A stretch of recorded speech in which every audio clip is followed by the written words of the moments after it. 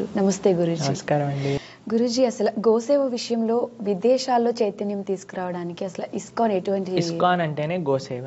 ISKCON ఆలయానికి, ప్రతి ఆలయానికి కూడా ఒక గోశాల ఉంది. మా ఆశ్రమంలో 100కి పైగా గోవులు ఉన్నాయి. కేవలం భారతదేశంలో కాదు, ఎన్నో మీరు ఇప్పుడు ఈ మధ్య మన హంగేరీలో కృష్ణా వ్యాలీ అని ఒక వీడియో వైరల్ అయింది. చాలా మంది మాకు పంపిస్తూ ఉంటారనమాట. అక్కడ ఎక్కడైనా సరే కృష్ణుడు ఎక్కడైతే ఉంటాడో గోవులు అక్కడ ఉంటాయి. ఆ గోవులకి సేవ అనేది జరుగుతుంది. మీకు వెస్టర్న్ కంట్రీస్ లో అహింస అని ఒక కాన్సెప్ట్ ఉంటుందన్నమాట. మిల్క్ వెస్టర్న్ కంట్రీస్ లో ఏం చేస్తారంటే పైప్ పెడతారు ఆ యొక్క ఆవుకి. అది పైప్ అంతా కూడా పాలని తీసేస్తూ ఉంటుంది అనమాట. ఎప్పుడు పాలైపోతుందో తెలియదు. ఆ పైప్ నడుస్తూ ఉంటుంది కాబట్టి ఆవు యొక్క రక్తం కూడా అందులో వచ్చేస్తూ ఉంటుంది అనమాట. కానీ ఈ యొక్క ఇస్కాన్ గోశాలలో కంప్లీట్ గా వాళ్ళకి సేవ చేస్తూ అహింస మిల్క్, అహింస ఘీ దొరికే కేవలం ఒక ప్రదేశం ఇస్కాన్ లో ఉండే ఫార్మ్స్, అమెరికాలో లేదా ఆస్ట్రేలియా, ఎక్కడైనా సరే. కాబట్టి గో సంరక్షణ, వచ్చే వాళ్ళందరికీ కూడా గోవులు అంటే ఎంత ముఖ్యం, ఎలా అందరి ప్రాణుల్ని కూడా మనం రెస్పెక్ట్ చేయాలి, అందరికీ సేవ భావనతో ఉండాలి, కానీ ఏ ప్రాణిని ఎక్స్ప్లాయిట్ చేయకూడదు అనే ఒక ఎడ్యుకేషన్, ఒక ప్రచారం మన అందరం కూడా చేస్తున్నాం. అలా ఎంతో మంది మీరు చూస్తే ఉంటారు ఇంటర్నెట్ లో వీడియోస్, అందరూ వెస్టర్నర్స్ అందరూ గోసేవ చేస్తూ, ఆవుని శుభ్రం చేస్తూ, పాలు బ్రతుకుతూ ఇలా ఉంటారు.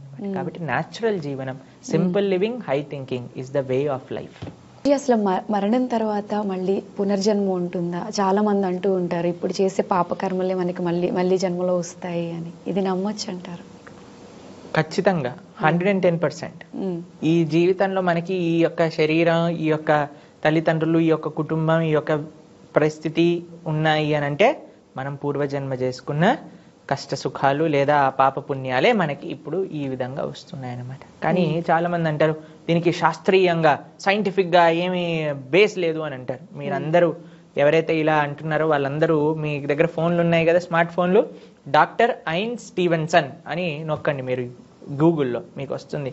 ఒక డాక్టర్, ఆయన రీసెర్చ్ చేసి 5,000 మంది రీఇన్కార్నేషన్ కేసులు కనిపెట్టుకున్నారనమాట. ఆయన పుస్తకంలో పెట్టారు. ఎంత? 5,000 రీఇన్కార్నేషన్ అంటే వాళ్ళకి పూర్వజన్మలో వాళ్ళు ఎక్కడ, ఎవరు, ఏ ఊర్లో ఉన్నారు, వాళ్ళ యొక్క తల్లిదండ్రులు ఎవరు, వాళ్ళ భార్య, భర్త, అన్ని విషయాలు వాళ్ళకి తెలుసు. మొన్ననే నాకు వాట్సాప్ లో ఒక ఫార్వర్డ్ మెసేజ్ లో చూసాను అనమాట.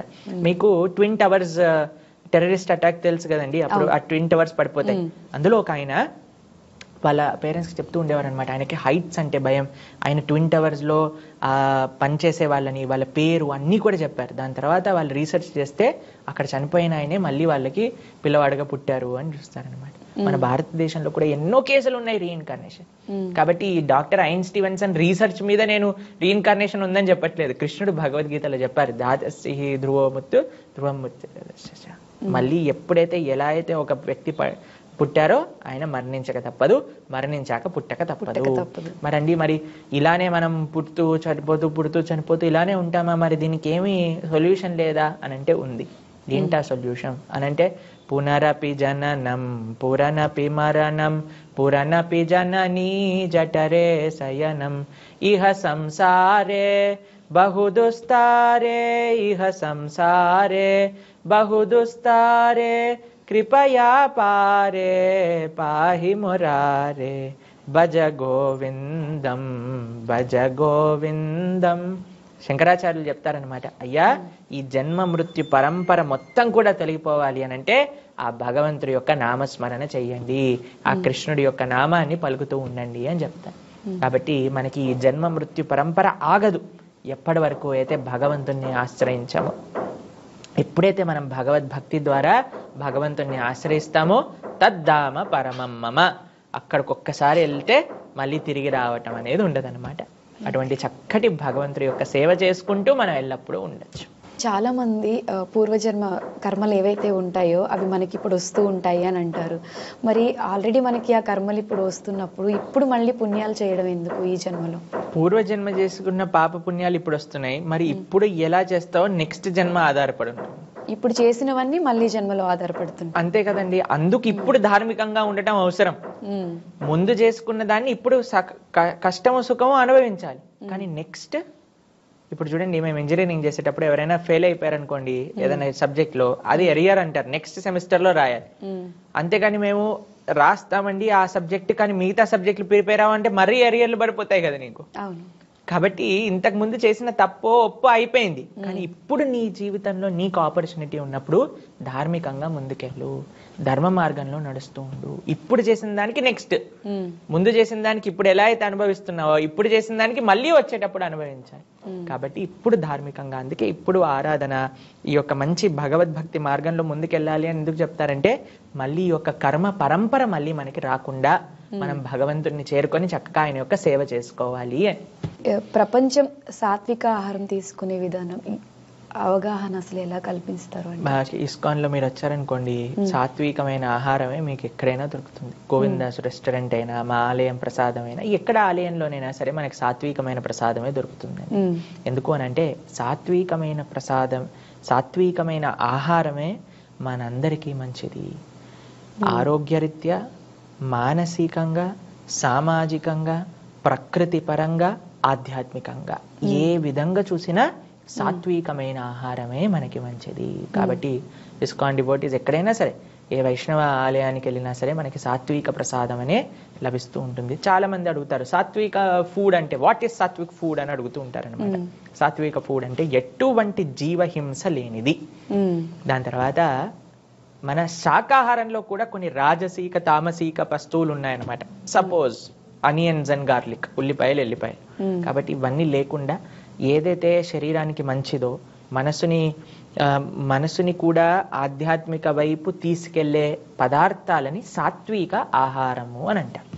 కాబట్టి అటువంటి సాత్వికమైన ఆహారాన్నే మనం స్వీకరిస్తూ ఉంటాం. మీరు అమెరికా లాంటి దేశాలకు వెళ్ళారనుకోండి, చాలా మంది మన ఒక పాశ్చాత్య దేశాలలో కూడా సాత్వికమైన ఆహారాన్ని స్వీకరిస్తూ వాళ్ళ యొక్క మనసుని మార్చుకొని చక్కగా మంచి ధార్మికంగా ముందుకెళ్ళడానికి ఇస్కాన్ యొక్క ఫుడ్ రిలీఫ్, అలా ప్రసాదం డిస్ట్రిబ్యూషన్, ఇవన్నీ కూడా చాలా చాలా హెల్ప్ చేశాయి అన్నమాట. శ్రీల ప్రభుపాద గురించి అసలు మీరేం చెప్తారు? శ్రీల ప్రభుపాదులు వారు ఇస్కాన్ సంస్థాపకాచార్యులు, అభయచరణ అరవింద భక్తి వేదాంత స్వామి. ఆయన బెంగాల్ రాష్ట్రంలో కోల్కతాలో ఆవిర్భవించారనమాట. చిన్నప్పటి నుంచి వాళ్ళ నాన్నగారు గౌర్ మోహన్ డే అని ఎంత ఆధ్యాత్మికంగా ప్రభుపాదులు వారిని పిలిచారు. చిన్నప్పటి నుంచి ఎంతో మంది భక్తుల్ని, సాధువుల్ని వాళ్ళ ఇంటికి తీసుకొస్తూ ఉండేవారు. ప్రభుపాదులు వారు అందరికీ కూడా ప్రసాదాన్ని నివేదన చేస్తూ ఉండేవారు. చిన్నప్పటి నుంచి ఎంత ఆధ్యాత్మికం అంటే, వాళ్ళ నాన్నగారి దగ్గర నుంచి రాధాకృష్ణుని యొక్క సేవ ఎలా చేయాలి, ప్రతిరోజు న్యూస్ పేపర్ రంగానే పూరికి ఎప్పుడు ట్రైన్ ఉంది అని టైం టేబుల్ చూస్తూ ఉండేవారు అనమాట. వాళ్ళకి పూరి క్షేత్రానికి ఎప్పుడెప్పుడు వెళ్ళాలి అని ఆ మక్కువ ఉండేది. అయితే వాళ్ళ ఆచార్యుల్ని, వాళ్ళ గురువులని కలిసినప్పుడు ఆయన చెప్పారు, మీరు ఇంగ్లీష్ చదువుకున్నారు కాబట్టి ఈ కృష్ణ భక్తి తత్వాన్ని ప్రపంచం మొత్తం కూడా మీరు ప్రచారం చేయాలి అని ఒక ఆదేశం ఇచ్చారనమాట. అప్పుడు ఆయన 70 సంవత్సరాల వయసులో పూరి ఈ యొక్క కోల్కతా, ఈ పూరి, బృందావనం, మథుర, మాయాపూర్, ఈ ప్రదేశాలన్నీ కూడా వదిలేసి, చాలా మంది ఏమనుకుంటారండి, మేము పెద్దగయ్యాక కాశీలో రిటైర్మెంట్ అవుతామండి, బృందావనంలో రిటైర్మెంట్ అవుతామండి అనుకున్నారు. కానీ 70 సంవత్సరాల వయసులో బృందావనాన్ని వదిలేసి ఆయన అమెరికా ప్రయాణం చేశారనమాట. 2 సార్లు హార్ట్ అటాక్, సీ సిక్నెస్, అసలు ఎవ్వరు తెలియదు అమెరికాలో. అయినా సరే ఆయన అంత దూరం వెళ్ళి ఎంతో కష్టపడి, ఆయన స్ట్రగుల్స్ అంతా మీరు శ్రీల ప్రభుపాదుల వారి లీలామృతం అనే పుస్తకంలో చదివితే అసలు ఎంత కష్టపడ్డారు ఈ యొక్క కృష్ణ భక్తిని ప్రచారం చేయడానికి. కానీ కృష్ణుడిని ఒకటే విషయం చెప్పారు, అయ్యా నేను నీ చేతుల్లో ఒక తోలుబొమ్మ లాంటి వాడిని, నువ్వు నన్ను ఎలా ఆడిస్తే నేను ఎలా ఆడతాను అని భగవంతుడికి ప్రార్థన చేస్తారనమాట. 70 సంవత్సరాలు ఉండే ఒక వ్యక్తి అమెరికాలో ఒక్కళ్ళు తెలియకుండా ఒక డబ్బులు 40 రూపాయలు పట్టుకొని వెళ్తారు ఇక్కడ నుంచి. అలాంటిది ఆయన మళ్ళీ భారతదేశానికి తిరిగి వచ్చే లోపల 10 సంవత్సరాల్లో 108 ఆలయాలు స్థాపన చేసి 10,000 మంది భక్తుల్ని కృష్ణ భక్తి మార్గంలో ముందుకు తీసుకెళ్తూ ఉన్నారనమాట. కాబట్టి ఆయన కృష్ణ శక్తి సంభూతులు అనడానికి ఎటువంటి ఆశ్చర్యము లేదనమాట. కాబట్టి అంత గొప్ప ప్రభుపాదుల వారి యొక్క అద్భుతమైన ఒక తన ఆచార్యులకి, గురువులకి తానిచ్చిన గిఫ్టే ఈ యొక్క ఇస్కాన్ సంస్థ అనమాట. కృష్ణ భక్తిని ఇప్పుడు ప్రపంచంలో నలుమూలల, మీరు ఏ దేశమైనా వెళ్ళండి, అక్కడ మీకు హరే కృష్ణ అని భక్తులు కనిపిస్తారు.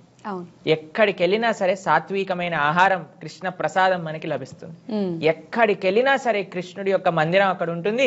ఆ కంట్రీలో ఉండే వాళ్ళు చక్కగా ఆ కృష్ణుడి యొక్క సేవ చేసుకుంటూ ఉంటారు. ఈ మధ్య కాలంలో చాలా మంది సూసైడ్లు చేసుకుంటున్నారు. ఇవన్నీ ఎక్కువైపోతున్నాయి. అంటే ఆధ్యాత్మికంగా ఉండడం వల్ల ఇలాంటివి తగ్గించే అవకాశం 100కి 1000% తగ్గించేస్తాం. ఆధ్యాత్మికత ఏదో చమత్కారాలు చేయవండి. ఆధ్యాత్మికత మనోబలాన్ని ఇస్తుంది. ధైర్యాన్ని ఇస్తుంది, భగవంతుడి పైన నమ్మకాన్ని ఇస్తుంది, చాలా మంచి సాంగత్యాన్ని ఇస్తుంది. వీటిలలో ఎప్పుడైతే ఉంటామో అప్పుడు అన్ని చెడు ఆలోచనలు, చెడు వ్యక్తిత్వాలు, చెడు సాంగత్యము ఇవన్నీ ఎప్పుడైతే పోతుందో అండి మనం చాలా ప్రశాంతంగా ఉంటాం. మాకు పర్సనల్ గా ఎన్నో, మనం లాస్ట్ టైం ఇంటర్వ్యూలో కూడా మాట్లాడుకున్నాం, ఎన్నో కేసెస్ తెలుసు నాకు పర్సనల్ గా. ఎంతో మంది ఈ సూసైడల్ టెండెన్సీస్ నుంచి బయటపడ్డారు కేవలం గీతా భాగవత రామాయణాలు వినటం చేత, భగవంతుడి యొక్క నామాన్ని జపం చేయడం చేత. కాబట్టి spirituality is cure for everything. ప్రతిదానికి సొల్యూషన్ ఇదే అంటారు. మనుషుల్లో స్వార్థం, హింస తదితర అవగుణాలన్నిటినీ కూడా డబ్బు శాసిస్తుంది అని అంటారు. దీన్ని ఎలా తగ్గించాలి అని అంటారు? ఇందాక మనం మాట్లాడుకున్నట్టుగా డబ్బు కేవలం జీవితంలో ముఖ్యము అనే విషయాన్ని పక్కన పెట్టి, ధర్మము, సేవ జీవితంలో ముఖ్యము, అది మనకి నిజమైన ఆనందాన్ని ఇస్తుంది అనే విషయం అర్థం చేసుకున్నప్పుడు. కాబట్టి డబ్బు ఈ ప్రపంచంలో ఎవరిని ఏదైనా చేయిస్తుందండి. ఎలాంటి వ్యక్తినైనా సరే ఏ పనైనా చేయించడానికి డబ్బు ప్రేరేపణ చేస్తుంది. మనకి చెప్తారు, మనకి కుటుంబాల మధ్యలో కలహాన్ని క్రియేట్ చేస్తూ ఉంటుంది, భార్యాభర్తల మధ్యలో కానివ్వండి. మాకు మీరందరూ న్యూస్లో చూసి ఉంటారు, ఈ మధ్య ఒక డాక్టర్స్ ఫ్యామిలీలో డబ్బుల కోసం అని ఒక హస్బెండ్ ఒక వైఫ్ని చంపేశారనమాట, కేవలం డబ్బుల కోసం కావాలి. కాబట్టి డబ్బు అనేది, ఐ అగ్రీ, డబ్బు ఇంపార్టెంట్, కావాలి జీవించడానికి, కానీ డబ్బే కావాలి కాదు. డబ్బు కావాలి, డబ్బు, money is just one part of a big life. Happiness అనేది డబ్బులు ఉండడం వల్ల వస్తుంది అని అంటే, ఎంతో మంది ధనవంతులు రాత్రిపూట పడుకోవడానికి నిద్ర మాత్రలు మింగి పడుకోవాల్సి వస్తుంది. ఎంతో మంది ప్రొద్దు నుంచి రాత్రి దాకా పనిచేసి తినడానికి టైం లేకుండా పనిచేస్తున్నారు డబ్బులు సంపాదించడానికి. కానీ ఒకళ్ళు చూడండి, ఒక మీడియోకర్ ఫ్యామిలీ అయినా ఉండొచ్చు, హాయిగా వాళ్ళు 3 పూటలు తింటారు, పిల్లలతో టైం స్పెండ్ చేయగలుగుతారు, భార్యాభర్తలు ఇద్దరు పార్క్ వాకింగ్ వెళ్తారు, ఆలయం దర్శనం చేసుకుంటారు, ఎంతో ఆనందంగా ఉన్నారే. కాబట్టి ఆనందం, డబ్బు ఈ రెండు వేరే వేరే, రెండింటిని మిక్స్ చేయకూడదు. అన్నిటికంటే ముఖ్యం ఏంటి అని అంటే, ఈ డబ్బే జీవితంలో ముఖ్యము అన్న వాళ్ళకి ఇవన్నీ కూడా చేయాల్సి వస్తుంది. మీరు చెప్పేటట్టుగా హింస, ఈర్ష, ద్వేషము, కాంపిటీషన్ ఇవన్నీ వస్తాయన్నమాట. కాబట్టి డబ్బు is very important, I agree, but it is not the most important.